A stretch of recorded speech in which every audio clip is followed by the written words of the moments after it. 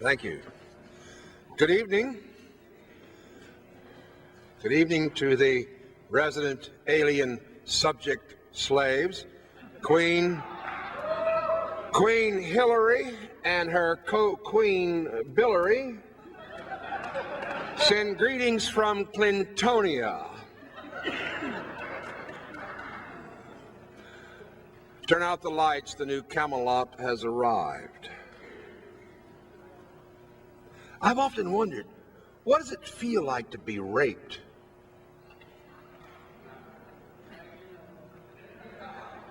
You know, I've seen Hollywood's idea of it, and I've even, for money, done that once or twice myself, but I don't mean in that sense.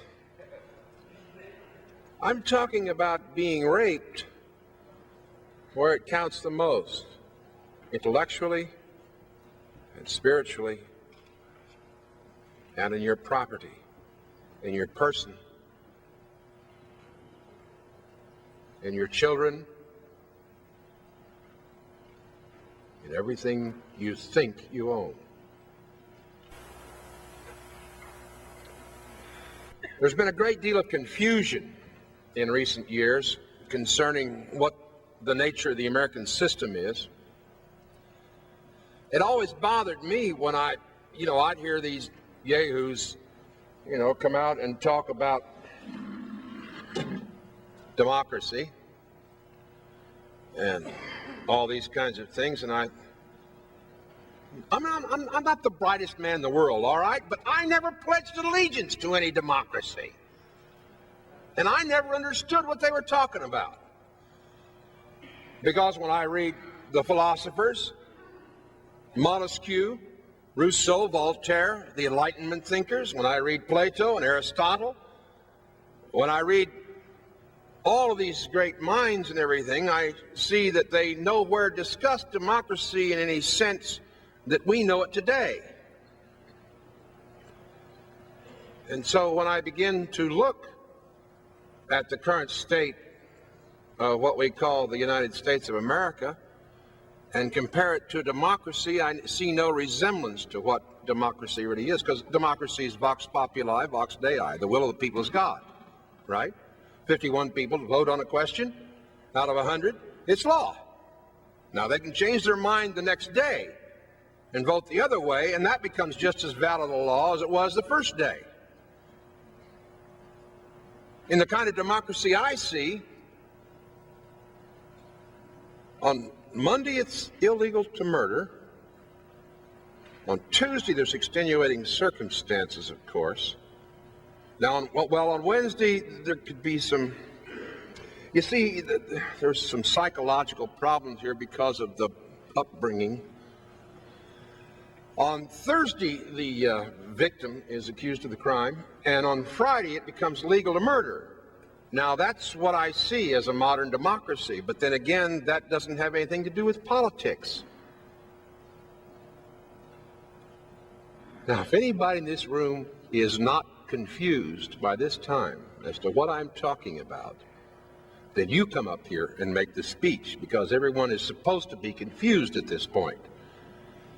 Because speaking out of both sides of our mouth is the classical modern way of the politicians. When they talk about constitutional rights, they mean none of the rights given to us in the blood, sweat, and tears of the fathers when they gave us the Constitution.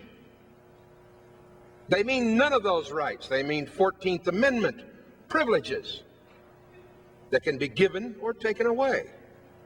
Now, wait a minute. Rights, privileges, what's the difference? Very simply, rights come from God, privileges come from man. Choose this day whom you will serve. Choose this day under what kind of system you would prefer to live. Most people today, when they talk about rights, they mean it really in the terms of the right to sue that turkey for everything he's got. I mean, he ran over my brand new patent leather shoes. Well, that's crime. I'm going to sue that turkey for everything. Of course, the attorney ends up with it all. You see. And then the guy comes back after he's gone through this long process, and he says, my rights have been violated by the attorney, except that I can't sue him. Well, you idiot. Sign a contract with an attorney and you're automatically declared non compos mentis. And he says, non what? I said, you're not mentally competent. And he says, what? Well, my rights have been taken away again. Do you really know what your rights are? Do you know the difference between rights and privileges? Does anybody really know in America today? And are these worth fighting for, much less dying for? Well, let's put it this way. The fathers of our country understood the distinction.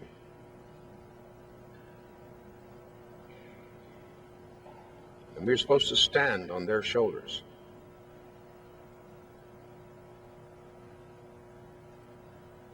If they felt that it was worth dying for, then perhaps we ought to reevaluate our current stance. A guy was asking me the other night, a very good friend of mine who's been in the battle with me for quite a while now, and he said, John, why don't we have any great leaders anymore? Because we don't deserve them. Lord Bishop Cranmer said in the 13th century, it takes a strong people to maintain a good society. Only a weak people can begat an evil society. Lord Bishop Cranmer's voice from the grave then stands as an indictment against every single one of us today. And everyone's talking about rights, when in reality, there's no person that I know of in this room who has any. At least not according to the Constitution. You may have 14th Amendment rights, but those are all privileges granted by Congress. A privilege is something that can be granted and taken away at the whim of the grantor, you see. Now, how many citizens do we have here in the place now? Oh, I love that. You twit, shut up. This is my speech. I'm supposed to make that distinction, all right? Well, now he's blown it. He's got the cat out of the bag. I know, coming to a Preparedness Expo, I should have known there might be at least one or two of them here. No, what this dude back here in the back is talking about is really very simple. When I came out and said good evening and greetings to the resident alien subject slaves, I didn't intend it to be humorous, because in point of fact, at law, you have no standing as a citizen of a state, and you have certainly no standing at law as a citizen of the United States. You say, but how can that be? The answer is really very simple. If you have a contract with any form of civil government, it's an adhesion contract in which you give up, by implication, all constitutional protections. You change your status, give up your rights, and accept privileges, which the politician can give and take away from you. I had a friend of mine the other day, got burned by the IRS, and he says, John, what was I going to do? What was I going to do, man? These guys are beating down my door. They're threatening me and everything else, and just, and my lawyer said, obey.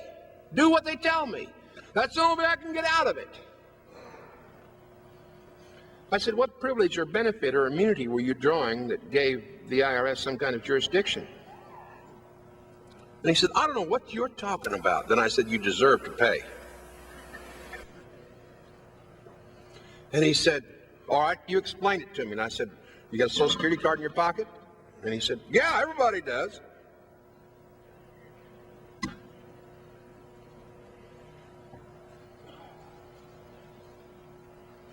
I don't. And he says, you don't? And I said, no. I'm not going to take any benefit, privilege, or opportunity from the government. And he says, you mean federal government? I said, no, the state government, or the federal government, or the county or the city government. He said, only if you do that, do they have jurisdiction? Only if you do that, do you give up your rights and accept and swap for privileges. And he said, yeah, right, I suppose you ain't got no driver's license either. And I said, wait a minute. As a matter of fact, I don't. And he says, wait a minute, wait to hold it. And he jumps up off the couch and goes running outside and runs out to my truck, my van, and sticks bound behind it. And he says, you ain't got no license plates on your truck, John. And I said, really? I didn't know that. And he ran up to the driver's side of the truck and he looks in, looking for the sun visor. He's going to pull it down, you see, because that's where the registration is supposed to be. See, it's up there on the sun visor. He looks in there and John, you didn't, your vehicle, it's not registered? And I said, no, I have quiet title on all my property. I'm a citizen at law. The God of Scripture is my authority.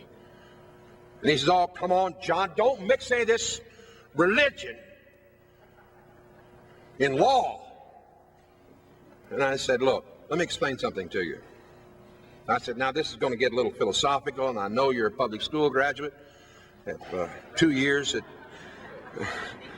2 years at UCLA, and no comment, and 2 years at UCLA, and thus there's a certain degree of intellectual, to be more genteel about it, he suffers from advanced epistemological myopia. But anyway, I may explain that to you later. I love it. But anyway, he said, what are you trying to tell me, John? And I said, what I'm trying to tell you, partner, is that you've opted for benefits, privileges, and opportunities instead of rights that come from God. And that all law is religious. The only difference between systems of law is the gods of the dominant religion wherein the law originated. Thus, any change in law is an express or an implied change in religion. All thought's religious. All thought creates its own system of law.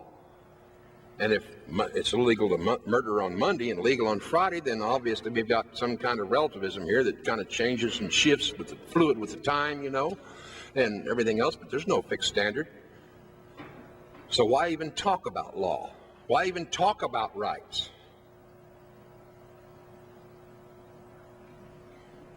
Well, I don't know why anyone else talks about law and rights and the Constitution, but I can give you my reasons.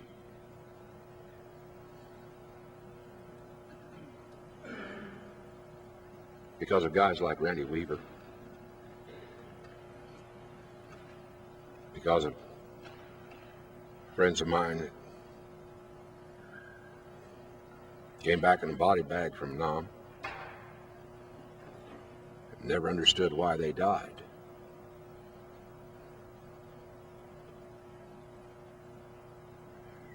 And because of those at Iwo Jima, the Ardennes forest, the charge up San Juan Hill, at Gettysburg and Valley Forge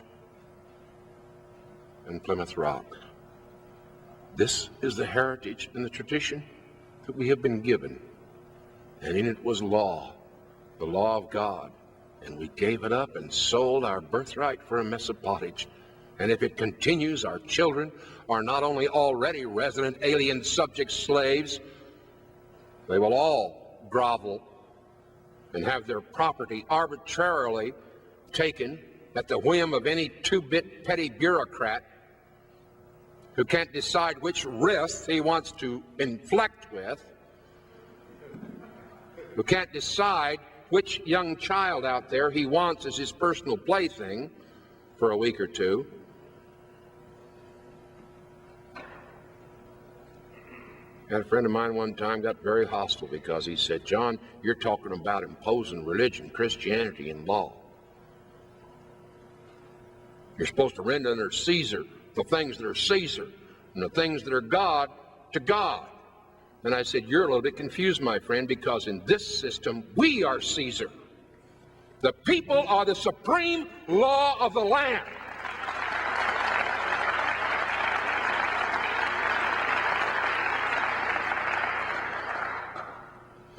Governments exist by consent of the governed.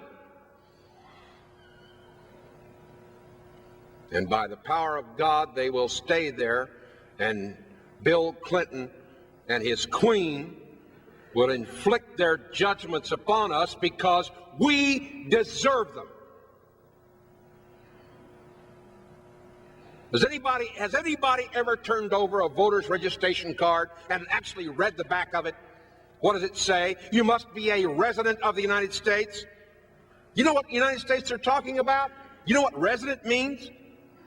You know what domicile means? How it applies in opposition to resident? Resident of the United States, people, is someone who signed a Social Security agreement, gotten their driver's license, and then, by registering to vote, has pledged their property for the error of politicians. In other words, they place a lien on your physical person and all your property when you go down to register to vote. But then we've got to do our public duty. Now, I don't know how many of you knew that or not, but the bottom line again is accept any benefit, privilege, or opportunity, and you lose your rights, and then accept privileges. When you enter into your adhesion contracts, call it Social Security, which apparently Americans would rather have than the security of God's providence. You know, guys get all over my case because I don't have a driver's license. They say, "John, suppose everybody runs around without a driver's license." I said, "Fine, they'd own property for a change." "What do you mean, I own property? My car's paid for out there. I own that." I said, "Really? Well, bring your title over here. Let me look at it. I want to see somebody that really owns a car." So he brings his title over to me, you know. He brings this pretty little pink thing over, lays it there on the table and says, "There it is. Bob, this is pink first. It's not a legal document." And I said, across the top of it, what does it say? Certificate of title. Certificate of title, Bob, is not the title. The title to your car when you first bought it, new, you voluntarily gave up your title when the automobile dealer said, "We'll be glad to, right here, just sign right here, and we'll take care of all the paperwork of registering your property with the state." Right there, just a little small B. And what you just did was you signed away title to your car to the state, which the state holds as surety for your compliance to the Motor Vehicle Code. Isn't it nice? Huh? Isn't it lovely? And he said, "Wait a minute. You mean to tell me I worked for 5 years to pay for that damn station wagon out there, and you're telling me I don't own it?" Well, I'll tell you what. You got about half an hour. Go in here and sit down and read these court decisions and the statutes. Well, people like that only learn the hard way. You see, like the gentleman I was talking to out on the convention floor out here who's been battling the IRS for years, IRS liens for years. He doesn't realize that he gave up his property. And apparently the pain level is not high enough, but he's willing to take some kind of drastic action like revoking his Social Security card.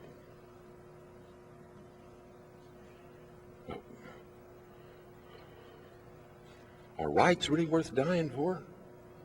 Can anyone answer that question? Are they worth dying for? Is there that much uncertainty in the crowd, in the audience?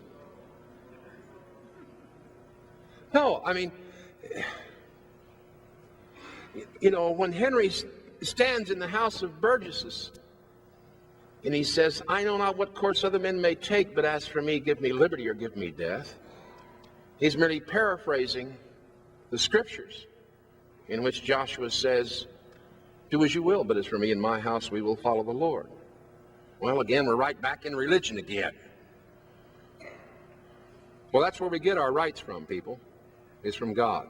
It's not a premise, it's not a theory, it's not a hypothesis. It's an actual, provable, historical fact. I could care less what the university professors are going to tell you. I could care less what the politicians are going to tell you. If you're willing to go back and spend a little bit of time, look at the original sources, you'll find out for yourself that 64% of the Constitution is either reasoned directly from statements made in Deuteronomy or from commentaries on the book of Deuteronomy. That was proven in a 7-year study done by the University of Houston almost 10 years ago. They couldn't believe it. Couldn't believe it.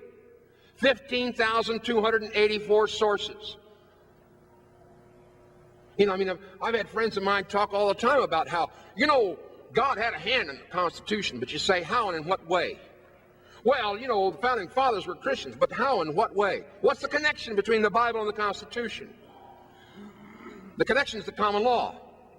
The common law? Ha, yeah, John, that's where a man and woman kind of, you know, they like live together a little bit without benefit of the preacher having said words over them, right? No. Common law marriage is a marriage at law, in which you sought no benefits, privileges, or opportunities from the state. Common law marriages, all marriages in this country down to the latter 1880s and early 1900s were common law marriages. Pastor still said the words, but the couple was issued a certificate of marriage, not a marriage license. No, marriage licenses only came in when people of different races wanted to marry. Now, what is the significance? Roberts v. Roberts, the United States Supreme Court decision, will tell you that when you go down and apply for a marriage license, the state becomes a third party to your marriage. And that, my friends, is why the state can come in and take your children, take your property, can adjudicate in the matters of your divorce, in event that such a thing happens, because you voluntarily signed away. You got a license from men. And you gave up the right to a conjugal relationship at law. Now, that doesn't make any sense to me. Why would anybody in their right mind do anything like that? Clearly, we're not in our right minds, are we? Everything's got to have a license attached to it, and that means every time you get a license, you lose a right. And you do it voluntarily. Unknowingly, maybe, but you do it voluntarily. And that's the fundamental problem. Utter and total ignorance of what's going on in the process. And we're ignorant in the second place because we're ignorant of Scripture in the first place. And now I'm going to burn a few people's ears. Because I spent 20 years of my life reading and studying the Scriptures. And I spent over $80,000 in buying source materials. I got 7,000 titles in my library. And I don't have any fiction in my library. And the Lord gave me the privilege of studying for 18 years. And I finally come around to a knowledge and a realization that the common law is biblical law applied. And I say that only because I can establish beyond question that the common law itself was derived from the applications of canon and biblical law by the Christian churches in England in the 8th, 9th, 10th, and 11th centuries. That's where the common law come from. Because Christians had the the uncommon temerity to actually want to live the way the Bible told them to. That's where the common law came from. That same law is the law they brought to this country. The Constitution, people, in case any of you are confused or university professors, the Constitution of the United States is an instrument of common law procedure.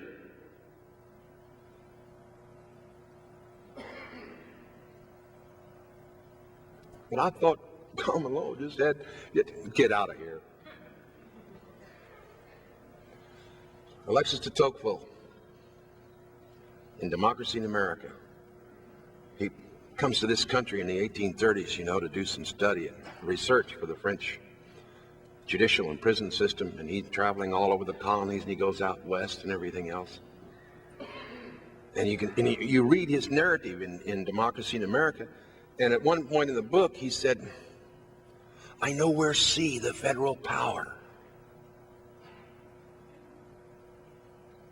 For in America, all men are self-governing."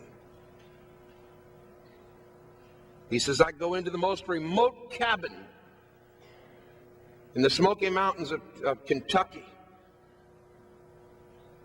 And he says, if I find nothing else on the fireplace, I find a copy of the King James Bible and the collected works of William Shakespeare. And all Americans are fluent in both.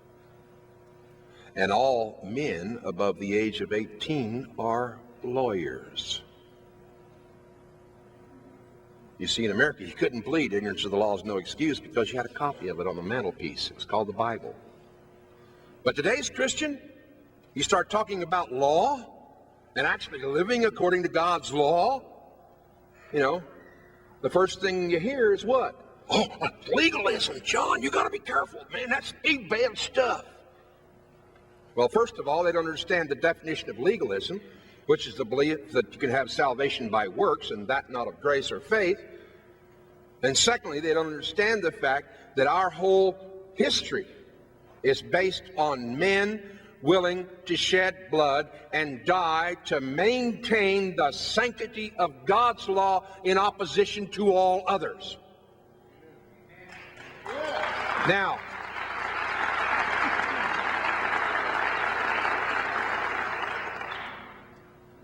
invariably, you confront the modern Christian with the fact that his first law is God's law, and he will invariably say, "We live under grace, John, don't you know? We don't live under law."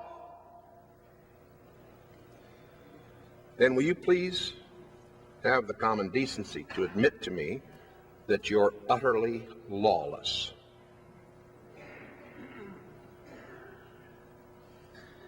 What are you saying? You have set grace against law.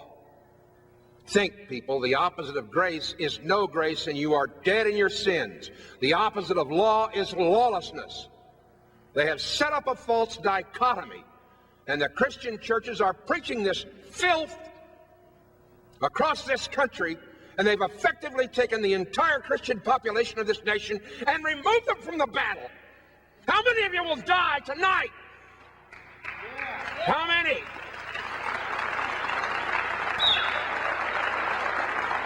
What does it take, people? "Oh, John, don't worry about it. Don't worry about it. Lord's coming back next Wednesday at 12:15. No, it's 12:22.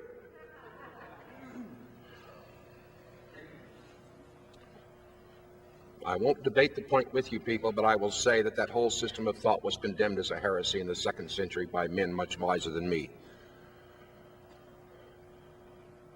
It was condemned by the great reformers.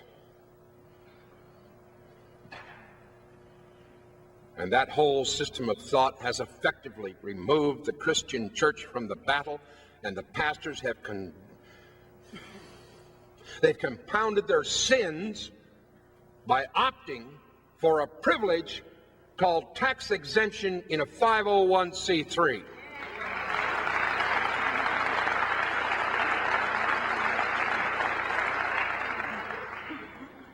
Now, do you know what that effectively means?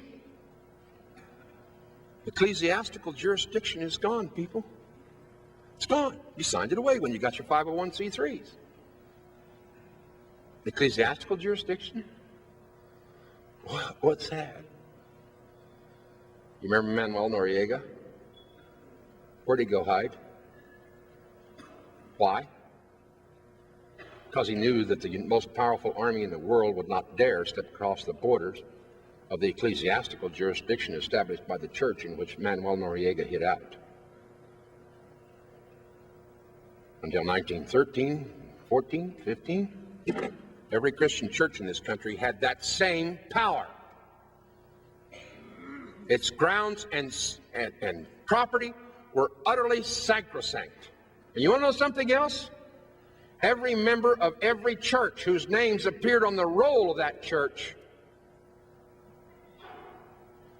came under the protection of the ecclesiastical government and had the same rights, privileges, and immunities as the church. Now, what did that mean? Well, it meant allodial title, for one thing, to property. You ever heard of allodial title? A-L-L-O-D-I-A-L. You know what that means? Look it up in Black's Law Dictionary. Allodial title, property held in one's own absolute right without fees and duties payable to any lord or superior. Does that mean no property taxes? Now, see, in England, people, only the king could hold allodial title to property. Everyone else paid feudal duties. They had tenure granted by the king, which could be given or taken away according to how well you supported the king in his program.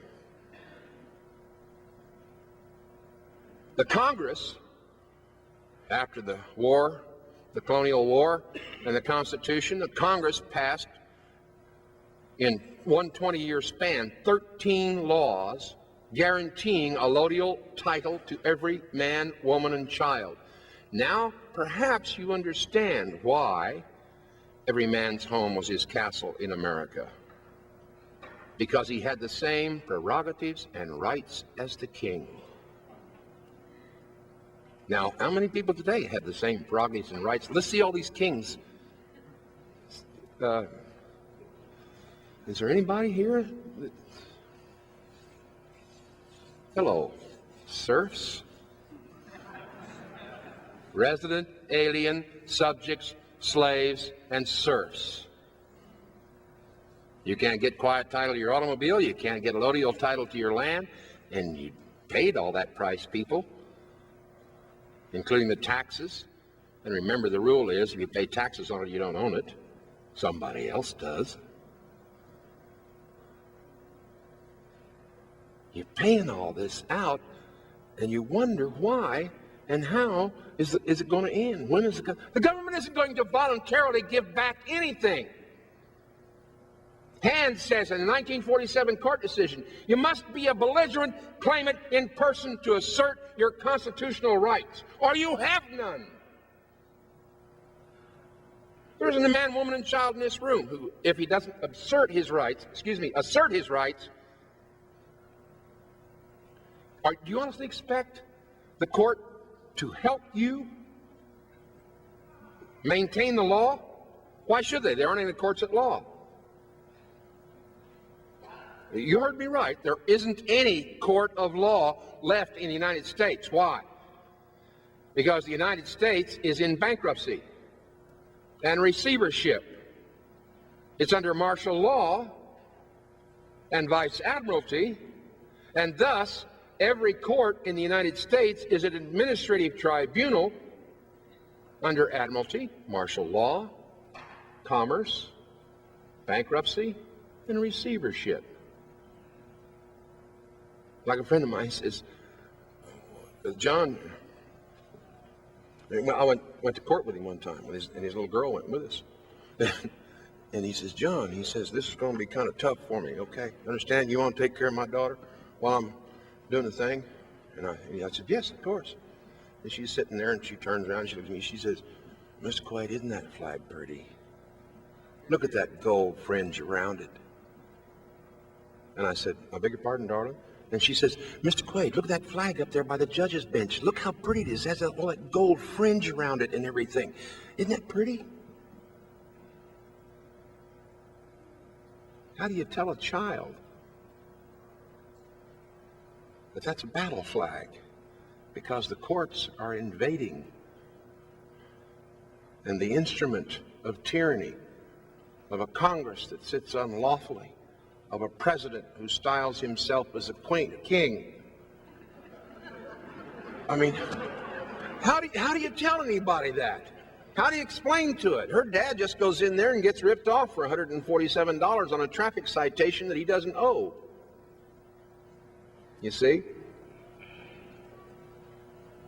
And the conservative movement in America, just to show you how intellectually bankrupt the whole conservative movement is, and stop and think now, you got all the Christians that are waiting for the Lord to come back next Wednesday at 12:22, and you got all the conservatives that don't understand the difference between revolution, you see, and Christian warfare, because they've forgotten the theology of John Knox. And the conservatives are all running around saying, we're going to recapture the country. We're going to bring everything back together. We're going to do this and we're going to do that. And we got to elect Ronald Reagan, and we got to keep George Bush in office, and we can't let them nasty liberals get in office or anything else. And the bottom line is they're all intellectually bankrupt. They only pay lip service. This people honors me with their lips, but their heart is far from me. And we don't have guts enough to collectively indict every single one of them for treason. The only guy I know who ever did that has been a hunted man for the last 5 years. But the rest of the American people don't care enough. You see? We're all crying about law enforcement and the police and everything else and what kind of a job they're supposed to be doing. When in God's name is a police officer, why is he someone else's guardian, keeper on the highways? What is a police officer doing on the highways? I had the sheriff in Rosamond, California, 7 months ago, made a confession in my front yard because I confronted him with the fact that the sheriff at one time was a common law office. And now it has been compromised. And he said, I know that, John. And I said, then what does that make you? And he kind of looked a little embarrassed, looked down at things a little bit. He said, I'm a revenue officer for the bureaucrats. You deserve the drug dealers in your neighborhood, people, because your cops are out playing revenue officers for bureaucrats. You deserve to have your daughters raped and your sons violated by homosexuals. You deserve to have your wife attacked on some street corner and have her property seized and be beaten to a pulp. You yourself, as the head of household, deserve to be strung up and have unseemly things done to your person in the private parts. We are all guilty of having redefined what a law enforcement officer is, and thus we don't have anyone to blame but ourselves. And the conservatives, with their intellectual stupidity, who are always concerned about seizing the moment, seizing the agenda and everything else, have, since 1868, utterly botched the job of even understanding where history's going. I think some of the guys have probably already talked about what happened with the 14th Amendment. I'm going to rehash it just a minute before I close. The 14th Amendment of these United States was passed in 1868. It was the first Civil Rights Act. Now, of course, in order to get it onto the floor of the Senate, they had to unconstitutionally unseat several senators. And all this is a matter of public record. It's not my opinion. You can read the congressional record where it's all been rehashed. You can read court decisions where it's been rehashed and everything else. They go through it. Everybody knows that the 14th Amendment was unconstitutionally passed, and that all the southern states were held under gunpoint to guarantee their signatures the signature of their legislators. You see, the entire 14th Amendment was a fraud perpetrated at gunpoint on the American people. Now, the historians and the boys out there in Hollywood, and the girls, I guess, too, and various other individuals in the media will all tell us that the 14th Amendment gave citizenship to black people, and the American dream is now possible for them. Biggest damn lie that ever came down the pike.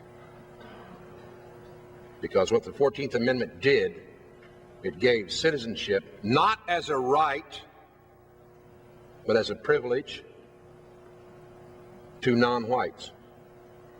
Read Title 42, Section 1981 sometime. Go to your local library and pull it down and read it. You'll get the whole story in there. And all these liberals, neo-Marxists, left-wing, and pseudo-compassionate conservatives who are so concerned about the rights of minorities in this country are liars. They are vipers. They are thieves, robbers, and rapists of the worst sort. Because what the Congress could have done in 1868 was very simply said, the rights, privileges, and immunities of the common law shall not be denied to any person on account of race. But then if they had done that, they would have given black people and every other minority in this country citizenship as a right of birth and not a privilege. Now, why is it important? Because in American law, only privileges can be taxed.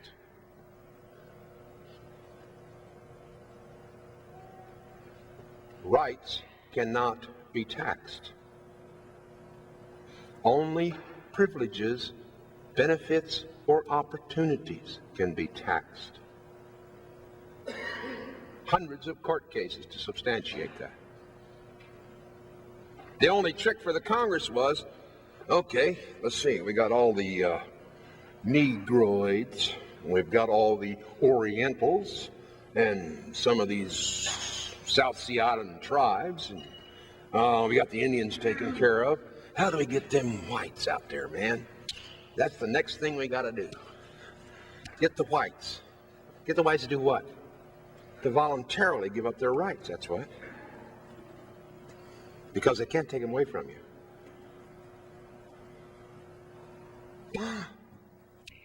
Piece of cake. Piece of cake. Problem's all taken care of.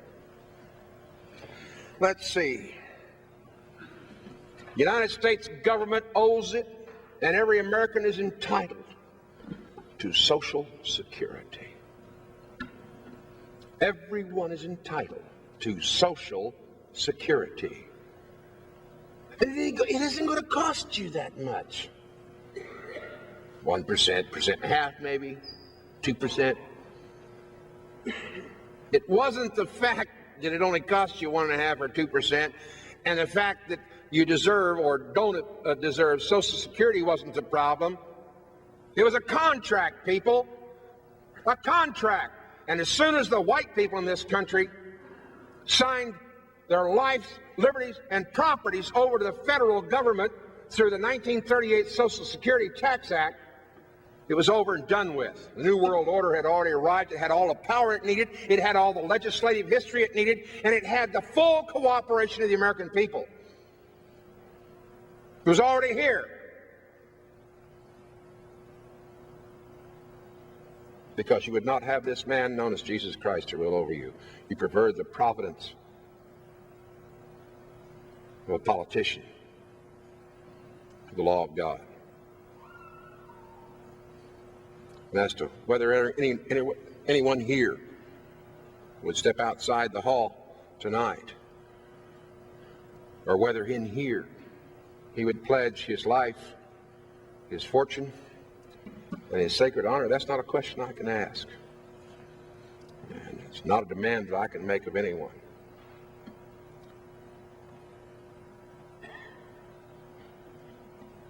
As to whether liberty is worth dying for, I'm not sure there's enough Americans that are committed or even understand what it is.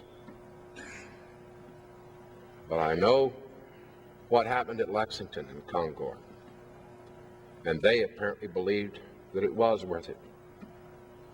Because Hancock and Adams sneak into the home of Jonas Clark The night before, the British came down the road through Lexington to Concord to seize the arms and powder there. And they snuck into Pastor Clark's house because they wanted a couple of questions answered. Will they stand? Do they know their Christian duty? You see, the theology of John Knox was very well taught in America, and Pastor Clark affirmed the fact that they all knew their John Knox. And Knox very simply said, no Christian can engage in aggressive warfare. The only kind of warfare in which a Christian can engage is in defense of a just cause, and then only after his blood has been shed. Pastor Clark assured them that they understood Knox fully. The next morning, the British come marching down the road to Concord. And the 70-odd men stood there on the green at Lexington. The history books don't often tell you this, but it was the green in front of the Lexington Congregational Church. And the commander of the Grenadiers ordered them to disperse. And they did not. And they all stood there with their weapons at ease. 3 times he ordered them to disperse. Then he ordered his men to assume the position, and they cut them down.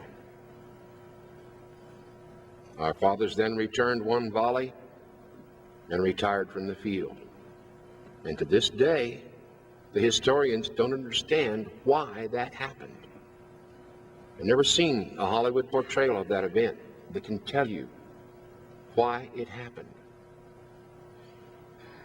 For all of us who know our Christian history, it happened very simply because they preferred to die for the rights of God than the privileges of men. But they had to first voluntarily shed their blood and allow their lives to be taken. So they stood there on the green at Lexington and they wet it with their blood and gave up their life.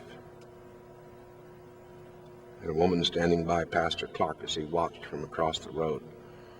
When the British had done their deed and marched on down the road, she ran up to the pastor and she grabbed his sleeve and tore it off. And she says, "There, Jonas Clark, are you satisfied with what your preaching has done?" And he looked at her and he only had one answer, name at him. "I'm not sorry, for from this day, the world will mark the birth of liberty."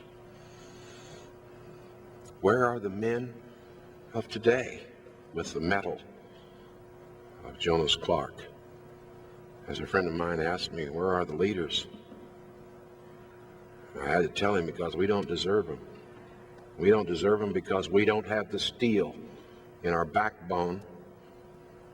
And we may call ourselves patriots, call ourselves Christians, and call ourselves a lot of other things. But by our fruits we are known. Profession is worthless. James says, "Show me your works, and then I will say you have faith."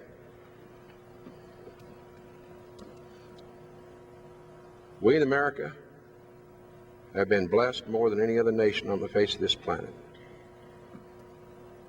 To whom much is given, much is required. Every man, woman, and child in this country bears the responsibility for the blood of the infants and the elderly, for the property that's been seized, for the destruction of human life through drugs. We all bear the same responsibility. And unless we are willing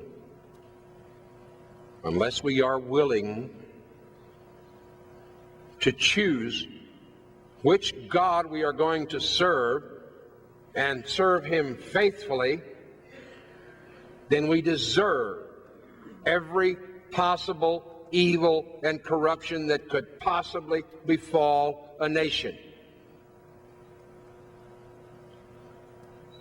Christians, you're going to have to stand up and accept responsibility. You're going to have to be self-governing men who are willing to say, to God's law and no further.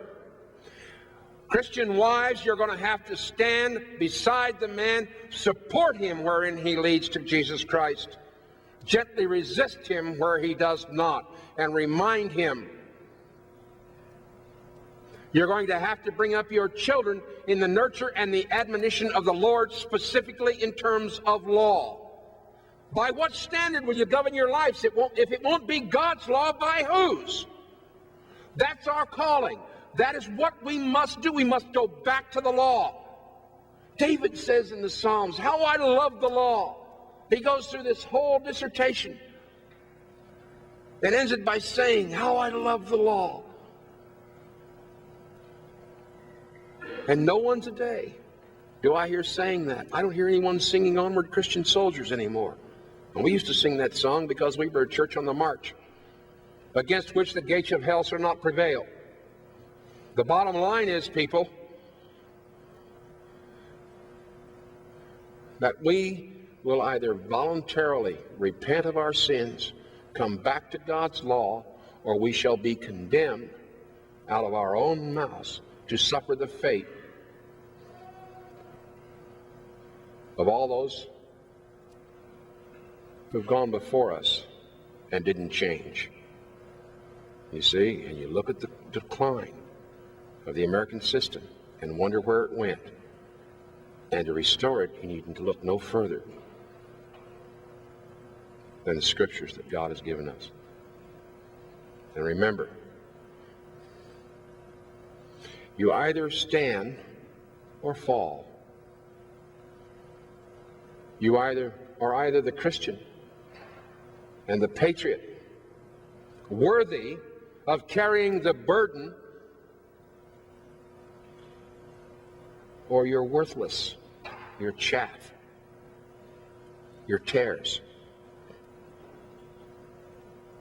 And it doesn't take a lot of men.